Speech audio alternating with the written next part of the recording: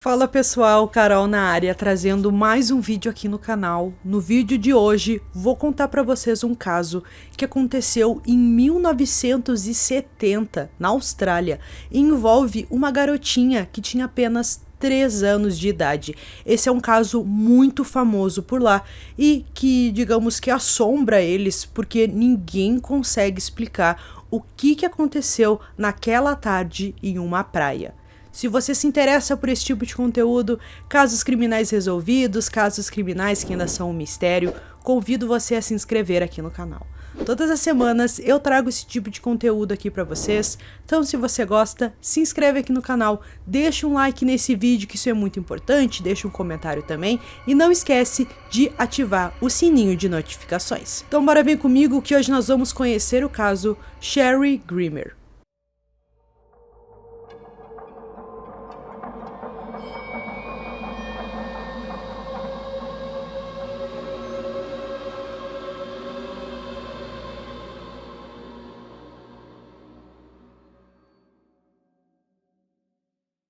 A família Grimmer, composta pelo casal Carole e Vince, teve 4 filhos ao todo, sendo Rick, Steven, Paul e Sherry, a caçula. Na primavera de 1968, a família se mudou de Bristol, na Inglaterra, para a Austrália. A essa altura, a pequena Cheryl estava com 2 anos. Eles moravam na Fairy Meadow Migrant Hostel, o antigo albergue para imigrantes, localizado na cidade de Wollongong. Na manhã de 12 de janeiro de 1970, a família Grimmer foi à praia Fairy Meadow, com exceção de Vince, que não pôde ir, pois estava trabalhando como sapador para o exército australiano. Mais ou menos perto da 1h30 da tarde, a Carole percebeu que o tempo mudou na beira da praia e que provavelmente iria vir alguma tempestade. Então, ela começou a organizar as suas coisas e as 4 crianças foram até um banheiro que tinha com chuveiro, que não ficava muito longe ali da onde ela estava, para se limparem para voltar para casa. Mais ou menos uns 10 minutos depois, o Rick, que era o filho mais velho dela, chegou e disse que a Cheryl não queria sair do banheiro. Então a mãe terminou ali de organizar as coisas e foi lá resolver toda essa situação. Quando ela chegou no banheiro, ela falou várias vezes com a filha, mas a filha não respondia. A garotinha não estava em lugar nenhum. Então a gente pode dizer que em questão de 10 minutos, a menina desapareceu. Então pensem que era muito difícil, não era que nem hoje em dia ter um celular ali que a gente consegue ligar para a polícia. Então a Carole ainda teve que pegar as crianças e correr até uma casa para conseguir um telefone para finalmente chamar a polícia e explicar o que tinha acontecido. Algumas pessoas que estavam por perto na época relataram que viram um homem segurando Cheryl para beber água de um bebedor e depois fugiu com ela enrolada em uma toalha. O irmão de Cheryl, Rick, lembrou-se de ter pegado sua irmã para que ela pudesse beber a água do bebedor. Portanto, acredita-se que as testemunhas tenham confundido as duas ocorrências. Talvez viram outra criança e acreditaram que fosse Cheryl. Também foi alegado que ela foi vista em um carro branco. Na época do desaparecimento, seus irmãos Rick, Steven e Paul estavam com 7, 5 e 4 anos, respectivamente. O desaparecimento de Cheryl desencadeou uma busca massiva. O caso chamou muito a atenção da população, porque, é claro, isso era incomum de acontecer na região. Um dia após o início das investigações, a polícia anunciou que tinha 4 teorias sobre o paradeiro de Cheryl. Eles acreditaram que ou ela saiu do local, acabou adormecendo, se escondeu e provavelmente ainda estava por ali, só que estava perdida, que ela foi em direção ao mar e as ondas acabaram a levando, enfim, ela teria morrido afogada. A terceira teoria era de que havia um lago perto ali, de que a criança pudesse ter caído, uma criança de apenas 3 anos, sozinha, então eles imaginaram que ela poderia ter caído nesse lago também. E a quarta e última teoria, que é claro que foi a mais importante de todas, que a polícia acredita que realmente aconteceu com ela, foi que ela foi sequestrada naquela tarde na beira da praia. Após um dia de buscas, todas as teorias, exceto a última, foram descartadas, e a polícia começou a perseguir pistas relevantes, como o avistamento de uma van azul Volkswagen Tipo 2, perto de onde ela foi vista pela última vez.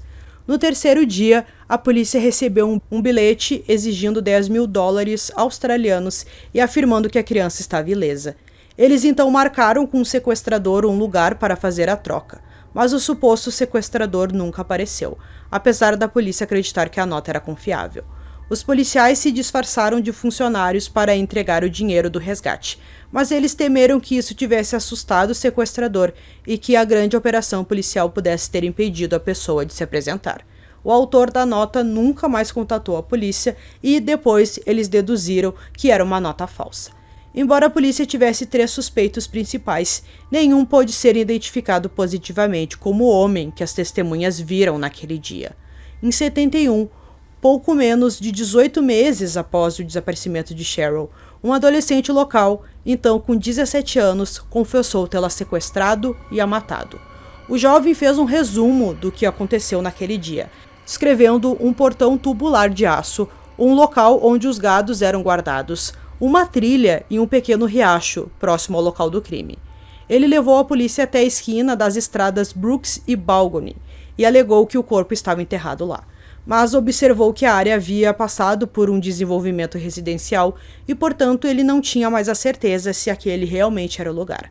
A polícia ouviu o proprietário do imóvel, que contrariou a descrição do suspeito e afirmou que nunca houve um portão tubular de nenhum tipo naquele local e também não tinha um local para guardar os gados. As inconsistências eventualmente levaram a polícia a concluir de que a confissão era falsa. Um relatório policial na época, escrito pelo detetive Philip Findlay, declarou: considera-se que sem alguma evidência material para conectá-lo diretamente com a criança desaparecida, não seria desejável tomar qualquer ação contra ele em relação a esse assunto nesse momento. Apesar dos inúmeros apelos e de uma recompensa de $5.000 oferecida pelo governo, não houve avanço no inquérito, e o caso foi arquivado. Na década de 2000, o ministro da polícia afirmou que era perfeitamente possível de que Cheryl e seus sequestradores estivessem mortos, mas ele expressou a esperança de que alguém soubesse a verdade. Ele também teorizou que Cheryl poderia estar viva e livre, e encorajou qualquer um que acreditasse que poderia ser ela a se apresentar, deduzindo que ela foi sequestrada e mudaram sua identidade. Uma das características de Cheryl que foi citada como possível identificador foi um umbigo que se projetava 1 centímetro, devido a uma condição médica, e dependendo do caso pode ser corrigida com cirurgia. Em 2008, uma mulher se apresentou acreditando que ela poderia ser a Cheryl. Um exame de DNA foi feito e comprovou que ela não era a garotinha. Em maio de 2011, um legista determinou formalmente que Cheryl havia morrido logo após o desaparecimento, devido a uma causa indeterminada, e recomendou que a polícia reabrisse a investigação. Carole Grimmer disse que acreditava que sua filha ainda estava viva. Em resposta, a polícia apostou uma recompensa de $100.000 por informações sobre o desaparecimento de Cheryl, e os detetives de Wollongong e a polícia de homicídios não resolvidos se combinaram em uma nova força-tarefa. Logo após a investigação ser reaberta, infelizmente Carole e Vince Grimmer morreram, sem saber o que aconteceu com a filha. Em 2016, foi realizada uma revisão das provas e todas elas, incluindo depoimentos de testemunhas, foram informatizadas pela primeira vez. A revisão descobriu muitas pistas e trouxe à tona informações que pareciam não ter sido investigadas a fundo na investigação original, particularmente a confissão que aconteceu em 71. A polícia voltou ao imóvel onde o adolescente alegou ter cometido o homicídio e interrogou o filho do proprietário, que, contrariando o pai, disse que o local onde se guardavam os gados estava certamente naquele local e que ele lembrava de um portão tubular, conforme bem como uma trilha que conduzia a um riacho na propriedade.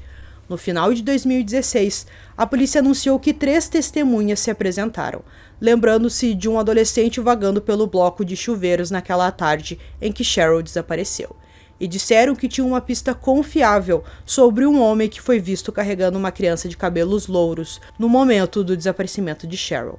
A polícia observou que o homem estaria na casa dos 60 anos e apelou para que ele se apresentasse, mas ninguém nunca se apresentou. Em janeiro de 2017, a polícia voltou sua atenção para um reformatório que se acreditava que o suspeito havia frequentado no início dos anos 70. Eles deram a entender que receberam informações de alguém que alegou que ex-funcionários ou residentes da escola poderiam ajudar no inquérito. Em 23 de março de 2017, foi anunciado que um homem foi preso no subúrbio de Frankston, em Melbourne, a 1h da tarde do dia anterior, e estava sendo extraditado de Victoria. Ele foi acusado na delegacia de polícia de Wollongong pelo sequestro e assassinato de Cheryl e foi encarcerado. A polícia disse que é improvável que o corpo de Cheryl seja encontrado, porque houve um desenvolvimento substancial da área rural. Em abril de 2017, a polícia anunciou que estava tentando rastrear uma família que prestou depoimento no dia do sequestro. Logo após o desaparecimento de Cheryl, a família mudou-se para Papua Nova Guiné e depois voltou para sua terra natal na Inglaterra. A Interpol auxiliou nos esforços de rastreamento, eventualmente os encontrando. Esperava-se que seus testemunhos fossem cruciais no processo judicial. Em maio, foi revelado que o suspeito que foi preso em março era a mesma pessoa que confessou o sequestro e assassinato de Cheryl em 1971, aquele adolescente, mas cuja confissão foi descartada por causa das inconsistências. O acusado era um homem de 63 anos, nascido na Grã-Bretanha e que morava na Austrália desde o final dos anos 60. Ele não foi identificado porque tinha cerca de 15 anos na época do suposto crime, portanto, era menor de idade. Em sua declaração original em 71, o homem que supostamente disse aos médicos em 70 que tinha desejos de se matar e matar outras pessoas, disse que após o sequestro, ele se escondeu com a criança em um local próximo por 35 minutos, amordaçando-a com um lenço e amarrando suas mãos nas costas com um cadarço. Depois de sair do local, ele a levou 3 quilômetros a pé para o subúrbio de Balgony, onde, segundo a promotora do caso, pretendia ter relações sexuais com ela. O acusado negou essa última alegação, dizendo que isso era uma besteira. Em sua confissão original, ele disse à polícia que depois de tirar a mordaça de Cheryl, ela começou a gritar. Então ele colocou as mãos em volta do seu pescoço e disse para ela calar a boca, eventualmente a estrangulando até a morte. Ele aparentemente entrou em pânico, tirou a roupa dela e colocou arbustos e terra sobre o corpo, antes de voltar para a praia onde aconteceu o sequestro. A confissão também incluía informações de que, segundo a promotoria, o homem não poderia saber sem estar presente na praia quando ocorreu o sequestro. Por exemplo, ele sabia que a descrição do maiô que a Cheryl usava era azul e que ela também estava com uma toalha branca, bem como a menção do fato de que alguém pegou Cheryl para que ela pudesse beber água, que depois o Rick disse que foi ele. A defesa argumentou que no momento o acusado estava com uma doença mental, então por isso essa confissão não era válida. Eles alegaram que ele também havia feito uma confissão de assassinato de um guarda na prisão, que foi considerada falsa. O réu compareceu por meio de vídeo na Suprema Corte de New South Wales em 7 de setembro de 2018 e falou apenas para confirmar seu nome e ele se declarou inocente. Seu julgamento deveria ocorrer no mesmo tribunal em maio de 2019. Mas um juiz declarou que uma das provas era inadmissível, levando a promotoria a retirar a acusação contra o suspeito em fevereiro de 2019. 52 anos depois que Cheryl Grimmer foi sequestrada na praia, membros de sua família visitaram sua placa memorial, prestando homenagens e ainda procurando por respostas. Sempre vivemos com a esperança de que um dia alguém que saiba de algo se apresente e faça a coisa certa, e diga à polícia o que sabe, disse o irmão Rick Nash. A única maneira de descobrirmos a resposta é se alguém se apresentar e ajudar nossa família a encontrar essas respostas. E como eu sempre disse ao longo dos anos, você não pode esconder isso. Alguém sabe a verdade. A história de Cheryl Grimmer agora foi transformada em uma série de podcast de 8 partes pelo jornalista da BBC John Kay. Ele mora em Bristol, mesmo local que a família Grimmer morava antes de se mudar para a Austrália. Alguns anos atrás, de repente, recebi um alerta no meu telefone, com um alerta do Google sobre uma história sobre uma garotinha de Bristol que desapareceu na praia de tantos anos atrás. Eu nunca tinha ouvido falar nisso. Então comecei a bater nas portas dos parentes que ficaram no Reino Unido, e nenhum deles queria falar sobre isso. Kay finalmente fez contato com o irmão mais velho de Cheryl, o Rick, e na mesma época o caso começou a se mover novamente. O podcast atualmente já foi publicado. A investigação sobre o desaparecimento de Cheryl Grimmer continua sobre a responsabilidade da unidade de homicídios não resolvidos, disse em um comunicado da polícia.